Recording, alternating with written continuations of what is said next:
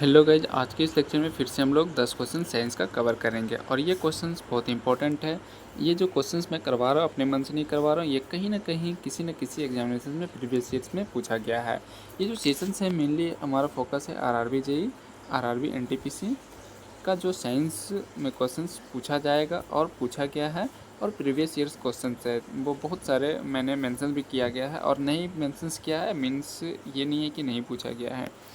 तो RRB JE NTPC के लिए इंपॉर्टेंट क्वेश्चंस है, पूरा साइंस कवर करवा देंगे, फिजिक्स केमिस्ट्री एंड बायोलॉजी सब।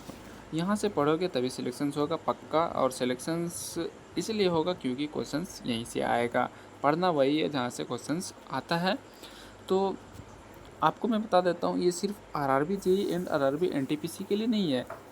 ये जितने भी JSSC, JPSC, BPSC, Bihar SSC या किसी भी स्टेट एईजेई या जनरल कॉम्पिटिशन्स की जो एग्जामिनेशंस होती है उसमें भी यही क्वेश्चंस आपको साइंस पोर्शन से देखने को मिलेगा। अभी हाल फिलहाल में जितनी एग्जामिनेशंस हुए उसमें भी ये सारे क्वेश्चंस आए हुए हैं, तो इसीलिए मैं सोचा कि आप लोगों को कवर करवा देता हूँ। मेनली फोकस अभी हमारा है RRB JE and RRB NTPC, इसका अपकमिंग एग्जामिनेशंस है और तब तक मैं कवर करवा दूंगा। मैं 2-3 महीने अभी है एग्ज़ाम में तो कवर करवा दूंगा।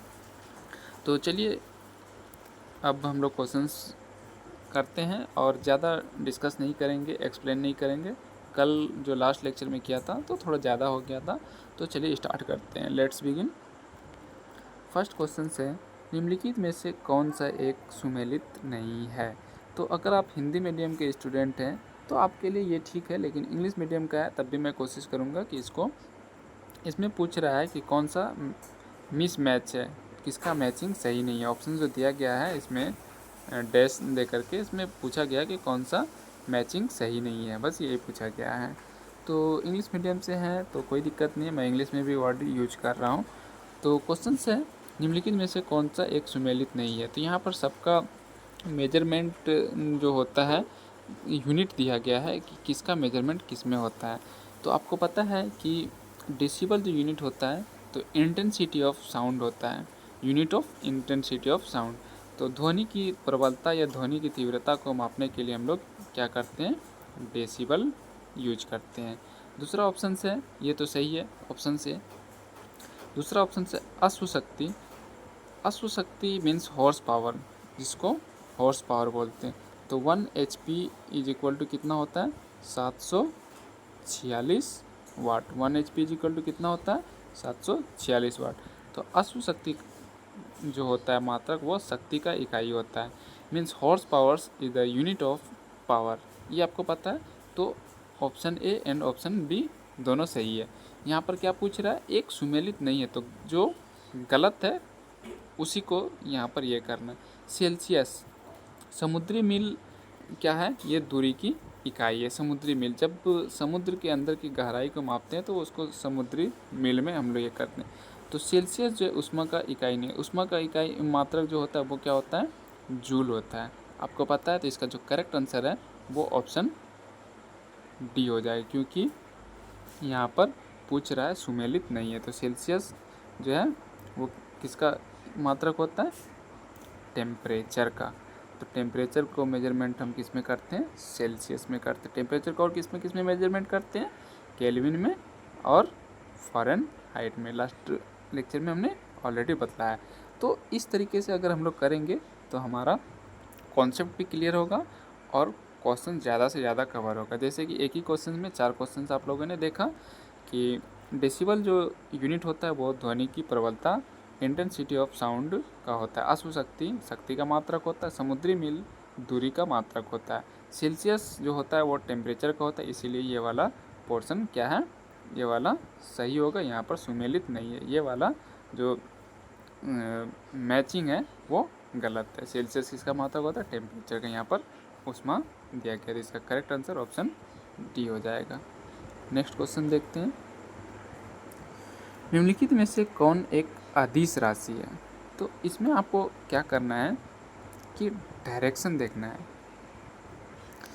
बल आघूर्ण जो होता है तो बल गुना बलबाहु होता है। बलबाहु मतलब डायरेक्शन ये बतलाता है कि किधर से किधर ये रोटेट कर रहा है। बल आघूर्ण जो होता है तो वो क्या होता है, बल गुना बल बाहु, फोर्स इनटू डिस्टेंस, समझे।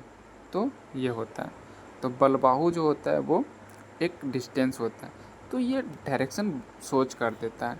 संवेग क्या होता है, द्रव्यमान गुना वेग, sorry P is equal to M into, एक मिनट इरेज करते हैं, तो बल आघूर्ण क्या होता है, बल गुना बल बाहु। अब बल बाहु थीटा भी हो सकता है, सॉरी बल बाहु थीटा डी थीटा जो भी लिखिए आप, वो उसके अकॉर्डिंग होता है। इसके बाद संवेग P होता है, P is equal to M into V होता है। तो वेलोसिटी जो होता है इसका डायरेक्शन डिफिनिट डायरेक्शन होता है, तो जहाँ पर डेफिनेट डायरेक्शन की बात होती है उसको हम लोग क्या बोलते हैं, सदिश राशि। और सदिश राशि को हम लोग इंग्लिश में बोलते हैं वेक्टर क्वांटिटी, और अदिश राशि को बोलते हैं स्केलर क्वांटिटी। तो सदिश राशि किसको बोलते हैं, जिसका डिफिनिट डायरेक्शन हो, जिसका डिफिनिट डायरेक्शन हो उसको हम लोग क्या बोलते हैं, वेक्टर, इसको सदिश बोलते हैं। तो यहाँ पर अदिश पूछा गया है, तो ये दोनों का तो डिफिनिट डायरेक्शन है, लेकिन ऊर्जा का डिफिनिट डायरेक्शन नहीं होता। ऊर्जा किस डायरेक्शन में लगेगा, किस डायरेक्शन में लग रहा है एनर्जी, तो ये हम लोगों को पता नहीं है ना, तो इसीलिए जो अदिश राशि होगा वो ऊर्जा होगा। इसका करेक्ट आंसर ऑप्शन ए हो जाएगा। तो ये क्वेश्चंस आरआरबी 2002 में पूछा गया है, किसी भी शिफ्ट में पूछा गया होगा, तो आपको समझ में आ गया होगा। सदिश राशि जिसका डायरेक्शन डिफिनिट हो, अदिश राशि जिसका डायरेक्शन डिफिनिट नहीं हो, वो किसी भी डायरेक्शन में लग सकता है।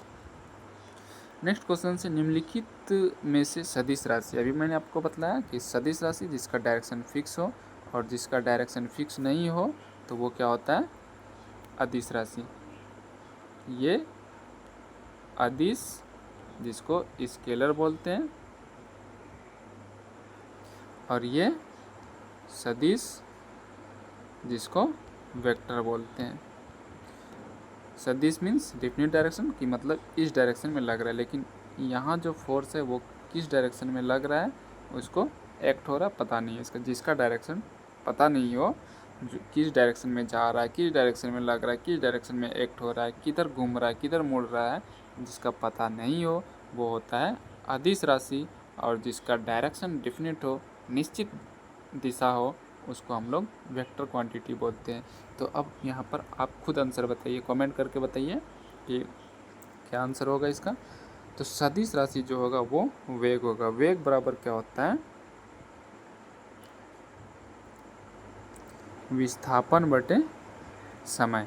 तो विस्थापन जो होता है वो डिफिनिट डायरेक्शन में तय की गई जो दूरी होती है, निश्चित दिशा में तय की गई दूरी को हम लोग क्या बोलते हैं, विस्थापन बोलते हैं। तो यहाँ पर आपको पता चल गया कि डायरेक्शन जब डिफिनिट है तो उसको हम लोग सदिश राशि बोलते हैं, तो वेग। अब द्रव्यमान का कोई डिफिनिट डायरेक्शन होता है क्या, समय का कोई डिफिनिट डायरेक्शन होता है क्या, नहीं होता ना, लंबाई का कोई डिफिनिट डायरेक्शन होता है क्या, ये सब मिसमैच हो रहा है ही नहीं ऐसा। तो इसका करेक्ट आंसर जो है वो ऑप्शन ए हो जाएगा, सदिश राशि वेग होता है, क्योंकि ये डिफिनिट डायरेक्शन में चलता है। वही अगर चाल होगा तो वो डिफिनिट डायरेक्शन नहीं होगा, क्योंकि चाल बराबर दूरी बटे समय होता है और वेग बराबर विस्थापन बटे समय होता है। जहाँ विस्थापन की बात हो तो वहाँ पर दिशा निश्चित होती है। नेक्स्ट ये क्वेश्चन जो है आरआरबी 2004 में पूछा गया है। नेक्स्ट क्वेश्चन इतना लेंदी इसलिए हो रहा है क्योंकि डिस्क्राइब भी कर रहे हैं, एक्सप्लेन भी कर रहे हैं, और अच्छा भी लग रहा होगा कि एक साथ 4 क्वेश्चंस कवर हो जा रहा है।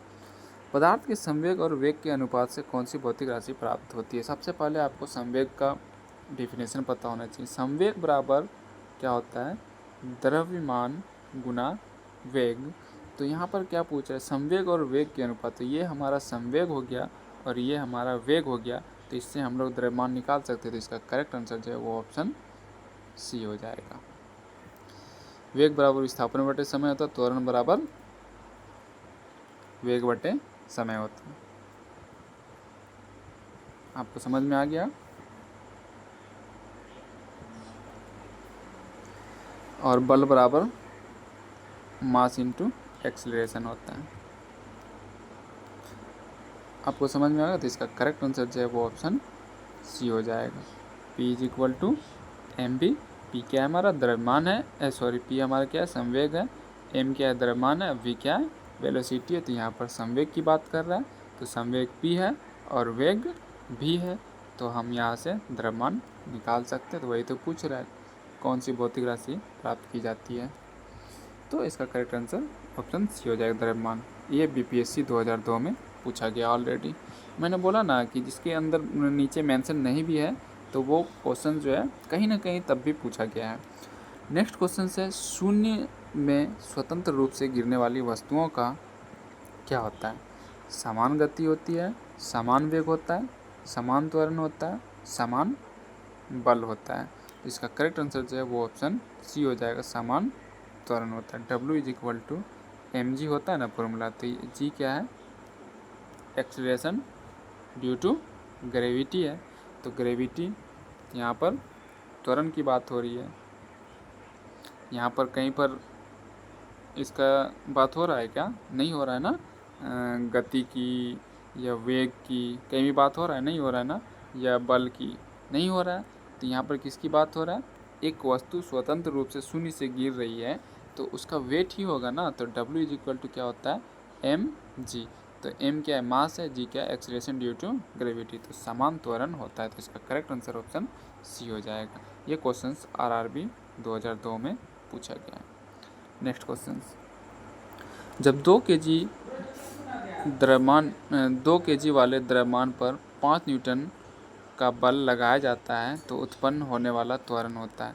तो आपको सबसे पहले फॉर्मूला पता होना चाहिए कि क्या पूछा है, 2 kg वाले द्रव्यमान, तो m is equal to 2 kg और F is equal to 5 Newton, यही है, F is equal to 5 Newton.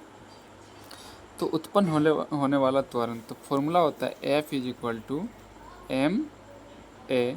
तो A इज इक्वल टू क्या होगा, F बाई एम। तो F कितना है, 5 है, M कितना है, 2 है। तो ये दोनों को करेंगे सॉल्व तो 2.5 आएगा। अब 2.5 यहाँ पर 2 को ऑप्शन दिया हुआ है, तो एक में मीटर पर सेकंड स्क्वायर दिया है और एक में मीटर पर सेकंड। तो वेग बराबर क्या होता है, विस्थापन बटे समय होता है। तो विस्थापन बटे समय मीन्स विस्थापन डिस्टेंस, तो distance by time, distance means metre पर सेकंड। तो यहाँ पर नहीं होगा, वो मीटर पर सेकंड नहीं होगा क्योंकि ये वेग है। और एक्सीलरेशन का जो यूनिट होता है वो होता है मीटर पर सेकंड स्क्वायर, क्योंकि वेग बटे समय होता है। तो वेग बटे समय, तो यहाँ पर एक्सीलरेशन पूछ रहा है, तो एक्सीलरेशन का जो यूनिट होता है, इकाई होता है, तो वो मीटर पर सेकंड स्क्वायर होता है। तो इसका करेक्ट आंसर जो है वो ऑप्शन ए हो जाएगा। आपको इस तरह का ऑप्शन देखने को मिलेगा। ये क्वेश्चंस भी कहीं ना कहीं पूछा गया है, मैं मेंशन करने के लिए इसमें भूल गया हूँ। नेक्स्ट क्वेश्चन है, किसी भी स्थिर या गतिशील वस्तु की स्थिति और दिशा में तब तक कोई परिवर्तन नहीं होता जब तक उस पर कोई बाह्य बल सक्रिय ना हो। यह है, तो क्या है कि अगर कोई भी न्यूटन का प्रथम नियम क्या कहता है, first law of motion, Newton first law of motion, कि किसी भी वस्तु पर बल लगाते हैं तभी वो अपनी अवस्था परिवर्तन करती है, अपना पोजीशन। और अगर वो वस्तु या तो मोशन में है या तो वो स्थिर अवस्था में है, तो ये कौन कहता है, न्यूटन का गति का प्रथम नियम कहता है। तो इसका करेक्ट आंसर ऑप्शन ए हो जाएगा। तो न्यूटन के गति का 3 नियम है, तीनों मैं बतला देता हूँ। पहले क्वेश्चन में दिया गया है कि किसी भी स्थिर या गतिशील वस्तु की स्थिति और दिशा में तब तक कोई परिवर्तन नहीं होता है जब तक उस पर कोई बाह्य बल सक्रिय ना होता है। तो यह क्या है, न्यूटन का गति का प्रथम नियम है। तो ऑप्शन ए सही हो जाएगा। अब मैं अपने तरीके से बताता हूँ न्यूटन के गति का प्रथम नियम क्या होता है। न्यूटन के गति का प्रथम नियम के अनुसार गतिशील वस्तु गति अवस्था में रहना चाहती है और स्थिर वस्तु स्थिर अवस्था में रहना चाहती है जब तक कि उस पर कोई बाह्य बल लगाकर उसकी अवस्था को परिवर्तित करने के लिए उसको बाध्य न किया जाए। मतलब इंग्लिश में एक बार एक्सप्लेन कर देते हैं कि Newton's first law of motion के अकॉर्डिंग अगर किसी भी मूविंग बॉडी पे जब तक हम उस पे कोई एक्सटर्नल फोर्स नहीं लगाते हैं तो उसका जो पोजीशंस है वो चेंज नहीं होगा, वो रुकेगा नहीं।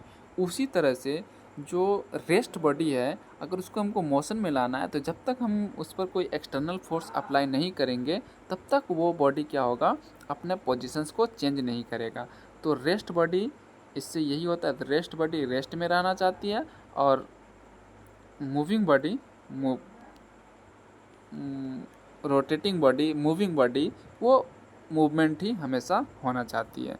तो आपको समझ में आ गया होगा कि Newton's first law of motion क्या है। सेकेंड लॉ ऑफ मोशन जो है वो आपको ये कहता है कि जो संवेग संरक्षण का नियम है उसको डिफाइन करता है, लॉ ऑफ मोमेंटम, समझे। और न्यूटन के गति का तीसरा नियम जो है, थर्ड लॉ ऑफ मोशन, वो ये कहता है कि प्रत्येक क्रिया के विपरीत एक अभिक्रिया होती है। जैसे कि कोई भी बंदूक है, उसको गोली छोड़ रहे हैं आप, और उसके आगे जितना स्पीड से गोली छूटता है उतना ही झटका पीछे हमें मारता है। तो प्रत्येक क्रिया के विपरीत एक विपरीत प्रतिक्रिया होती है। इसी को हम लोग क्या बोलते हैं, न्यूटन के गति का तीसरा नियम बोलते हैं। और इसको इंग्लिश में बोल देते हैं कि every reaction occurs opposite reaction, समझे। प्रत्येक क्रिया के विपरीत एक अभिक्रिया होती है जिसका वैल्यू जो है वो बराबर होता है, लेकिन डायरेक्शन जो है वो डिफरेंट होता है। इसका मान बराबर होता है लेकिन दिशा अलग अलग होता है। नेक्स्ट क्वेश्चंस, ये क्वेश्चंस भी आरआरबी 2002 में पूछा गया है। मैंने बोला ना, जितना भी क्वेश्चंस मैं करवा रहा हूँ कहीं ना कहीं किसी भी एग्जामिनेशन में पूछा गया है। नेक्स्ट क्वेश्चन से रॉकेट किस सिद्धांत पर कार्य करती है। क्वेश्चंस आप लोगों को बताना है और बहुत ही इजी क्वेश्चन है। रॉकेट संवेग संरक्षण के सिद्धांत पर कार्य करता है। तो संवेग संरक्षण सिद्धांत क्या है कि किसी भी वस्तु का जो संवेग होता है वो कुल संवेग संरक्षित रहता है। तो P = m/v, ये आपको याद रखना है। ये आरआरबी 2003 में पूछे। ऊर्जा संरक्षण का नियम क्या है। ऊर्जा संरक्षण का नियम यह है कि ऊर्जा की ना तो उत्पत्ति की जा सकती है और ना ही इसका विनाश किया जा सकता है। इसको बस एक फॉर्म से दूसरे फॉर्म में हम ट्रांसफ़र कर सकते हैं, एक रूप से दूसरे रूप में रूपांतरण हो सकता है इसका। इसको इंग्लिश में एक बार बोल देते हैं कि energy can not be created and neither can be destroyed, neither और nor can be destroyed. Bernoulli's का प्रमेय क्या होता है। Bernoulli's theorem state that the sum of the energy state passes through a flowing liquid at any instant is equal to 0। तो अगर किसी भी पाइप से लिक्विड फ्लो होता है तो उसका जो टोटल एनर्जी होता है, pressure energy, kinetic energy and potential energy, उसका जो समेशन होता है वो क्या होता है, 0 होता है। ये बर्नौलीज थ्योरम होता है।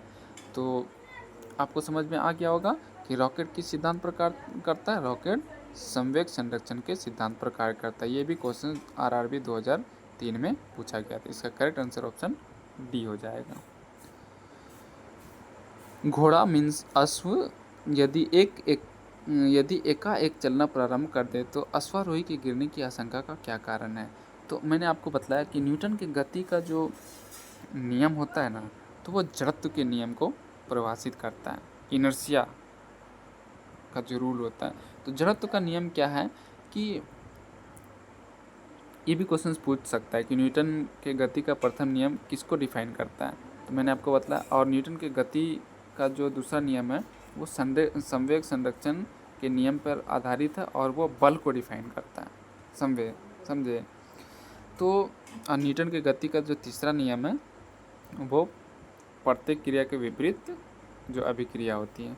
तो यहाँ पर क्या है कि जड़त्व, विश्राम का जो जड़त्व है, इसका करेक्ट आंसर ऑप्शन सी हो जाए, क्योंकि जो भी वस्तु ऑब्जेक्ट अगर वो स्थिर है, रेस्ट बॉडी मोशन में है, रेस्ट में है, रेस्ट पोजीशन में है, तो वो रेस्ट में ही रहना चाहती है। और जो मोशन में मूव कर रहा है तो वो मूव ही करना चाहती है। तो यहाँ पर पूछ रहा है कि अचानक चल रहा है तो बॉडी क्या है, रेस्ट में है। तो रेस्ट मतलब विश्राम, तो इसका जो इनर्शिया होगा वो inertia in rest mode position. तो इसका करेक्ट आंसर जो है ऑप्शन सी हो जाएगा। और यही अगर चलने के बाद अचानक रुकने का पूछता तो वो क्या होता गति का जड़त्व होता। नेक्स्ट क्वेश्चन से, ये क्वेश्चन भी आरआरबी 2002 में पूछा गया है। नेक्स्ट क्वेश्चन है, चलती हुई बस जब अचानक ब्रेक लगाती है तो उसमें बैठे हुए यात्री आगे की दिशा में गिरते थे, इसको किसके द्वारा समझाया जा सकता है?